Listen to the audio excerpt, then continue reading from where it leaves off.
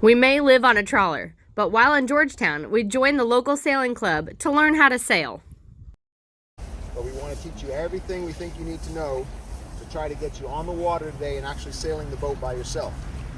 It's not pointing to where the wind is coming from, it's pointing the direction that the wind is going. Okay, so the wind is coming from this way and it's blowing in this direction. If you try to take your sailboat without a motor and you point it straight into the wind, your sail is going to just flap back and forth like this.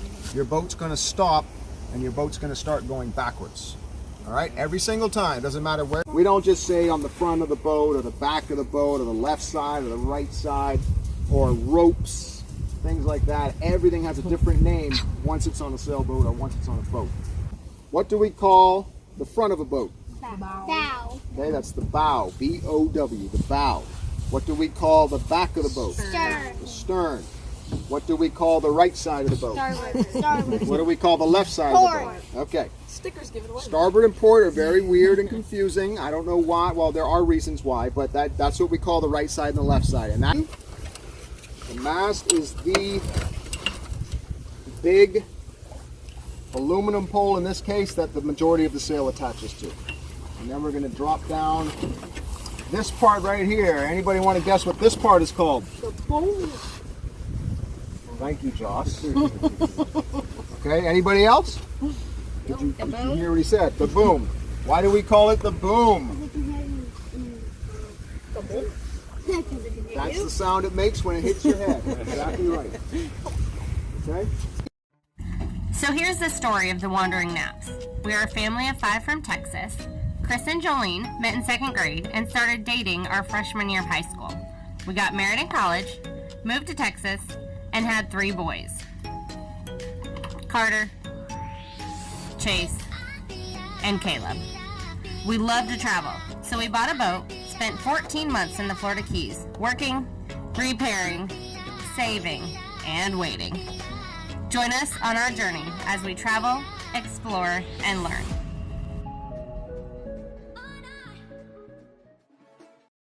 Now that we know the basics, let's go sailing.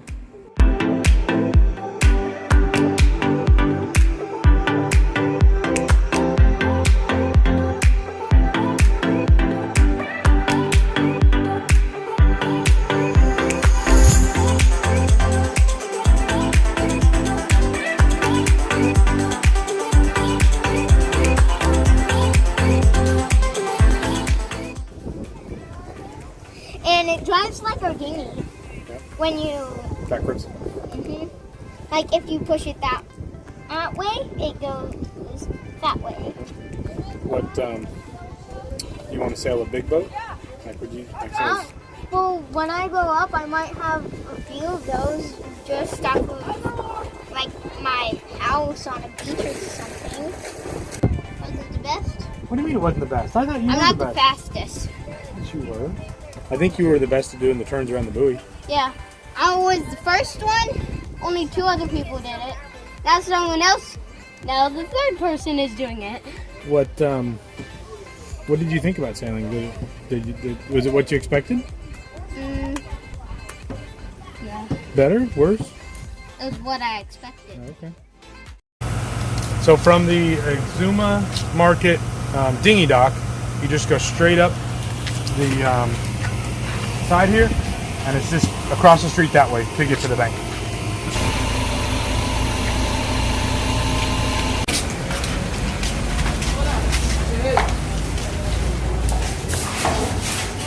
So Scotiabank is one of the few banks, maybe the only bank on the island.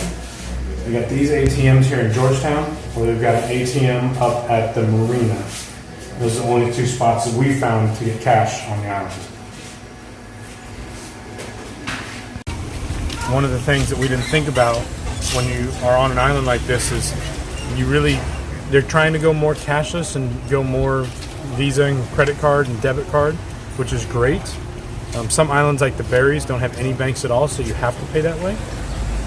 But then there's instances in Georgetown where they're out of power or they don't have internet, and so they can't run a credit card. And then there's, on the flip side, so you'd have to use cash in those instances.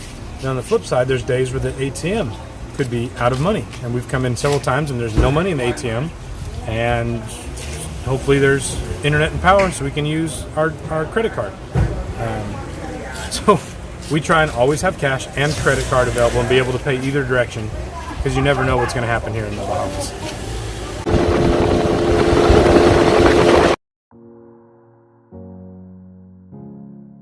South of Georgetown in Great Exuma and Little Exuma, you'll find yourself in another world. These keys and sandbars offer colors that you can't even describe. You may recognize some of these sandy keys from our ever so favorite movie, Pirates of the Caribbean. We are here on Sandy Cay. Sandy Cay. Arrgh! It's where they filmed Pirates of the Caribbean, parts of it. Anyway, this is so pretty. So our friends Dallas and Tamara that you've seen before, they own an excursion company. So of course, if your friends own an excursion company, you go to the most beautiful places that they go. So we're out here on the most beautiful place. Sandy Cay is between the Exumas and Long Island.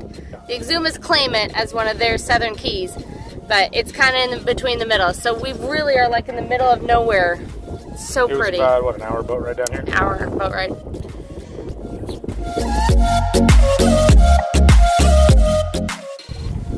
Another cool thing about Sandy Cay is this sand is oolitic sand. Why?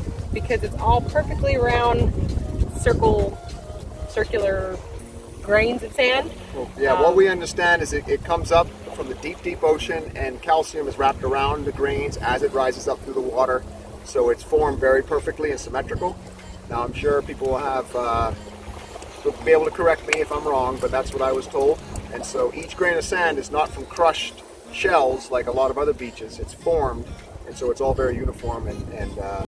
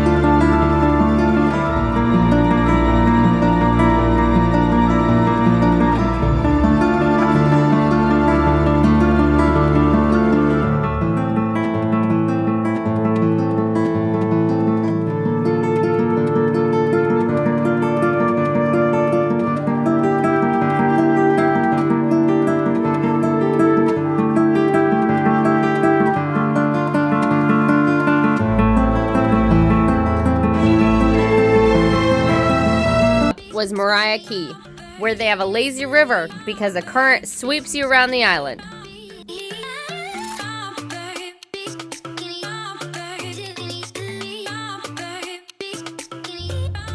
Let's talk about internet, connectivity, cell phones, how we stay connected, all of that. There are a lot of options for boaters these days. It is easy to find a way to stay connected. I'm going to talk about what we use specifically, so I know that other people might have other advice on other devices. First of all, how are you going to use it? So we are never consistently 100 miles offshore. So when we're offshore making passages, it's a different system than when we're by an island. When we're offshore, we use our Garmin InReach. It's a satellite phone.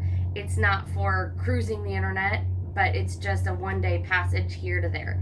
So that's our offshore connection. As far as being in the Bahamas, we chose to use Bahamian companies and Bahamian networks. So there's two main networks, BTC and Alive. Oddly, we actually used both. We went in Bimini to get a SIM card for my cell phone. You just go to the BTC store. It's like your AT&T Verizon stores, and you just buy a SIM card. It was $16 for a SIM card. They take your little card, put it in your phone, and now you're connected to their network. Then from there, BTC is like a prepaid phone company options. So they have these different options. You dial *200#, click on English, click on I want to look at plans to buy, put money on your account, and you can buy plans that are 7 days, 15 days, or 30 days long, depending on how many gigs you want and how many call minutes you want to the US, Canada, and international. So that's what we use for cell phones. What we use for our computer and our Amazon Prime and Disney Plus and all of that, we bought a little box. This is our Wi-Fi box. This is from Alive, A-L-I-V. Alive is the other company. BTC and Alive are probably like your AT&T Verizon. So we bought this from an Alive store. It is the same thing. You buy the box. I think they're about, I don't know, $75 to $100. We got a Black Friday special, so we bought 200 gigs for the month. We got the box free. From there, it's the same idea as BTC. It's a prepaid option. So we do 30-day plans, and you can change it each month. First month, we got 200 gigs. We didn't even come close to using all of it. So the next month, right now, we have 125 gigs. Just like at home, you find the network on your computer, enter in the password, you're connected. As far as connecting in the Bahamas, most major islands have a BTC tower. Those towers can reach 10 miles offshore. We can be anchored out really far and we're still getting great connection. There are times if we tuck up close behind an island that it's a little hit and miss. Another problem with the Bahamas is sometimes they lose power on that certain island and then you won't have internet for that day, but it's not a consistent overall thing that lasts for weeks on end. But in general, it's been very nice, very easy. We haven't had any problems connecting. What is interesting is not a Bahamian internet connectivity thing. What's interesting is there's American websites we cannot access from the Bahamas. There's certain times it'll say, oh, we don't cover this abroad, or our Amazon account doesn't work great. Disney Plus didn't work in the Bahamas till just the last week. So all these things we're learning. Spotify, you only get to use 14 days abroad. So there's a lot of interesting things about internet connection, apps, cell phones abroad that we didn't think about. But being connected, emails, Facebook, Instagram, YouTube, all of that, no problem. If you have any questions, please leave a comment below and I'll try my best to answer. Thanks for watching. I hope you guys have a great day and we'll see you next week.